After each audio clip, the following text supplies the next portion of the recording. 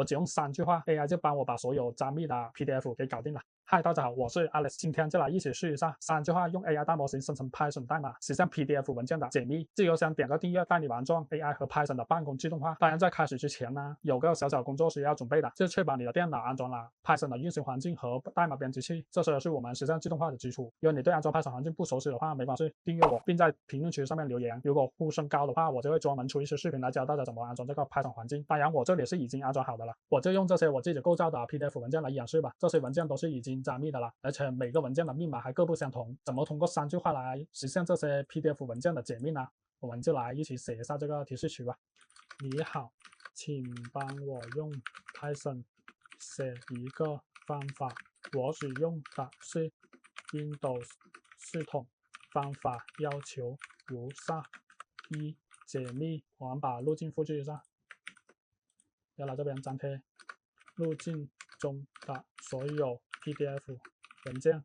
第二步，这些 PDF 文件的密码为1234567 123456785656787856789567891这几个密码中的其中一个。第3步，解密后的 PDF 文件保持原来的文件名，并保存到也是这个路径，然后给它新建一个文件夹，就叫解密吧。路径中如果路径不存在，则新建。好，就这样3句话就可以了。然后我们把这个提示给复制到大模型这边来吧。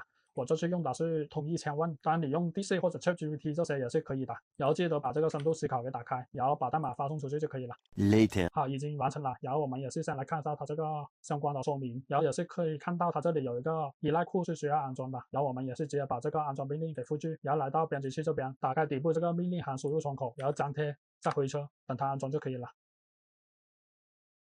好，现在安装成功了。然后我们再回到大模型这边，然后把它生成这个 Python 代码给复制一下，再回到编辑器这边，还是在我们之前新建的这个 Python 项目这里，右键 New Python File， 这个名称我们就用这个解密的英文单词 PDF， 然后把刚刚复制代码给粘贴上来，直接点这个运行，把代码跑起来就可以了。好，我们可以看到瞬间就已经完成了。然后我们回到目录这边，可以看到它这里已经多了一个解密的文件夹，然后我们打开看一下里面的文件是不是已经解密了。好，现在是都能不需要密码可以直接打开的了，是不是非常的简单？然后这些 PDF 文件都已经解密了，但是我是需要打印的，所以我能不能再把它们给合并成一个 PDF 文件呢？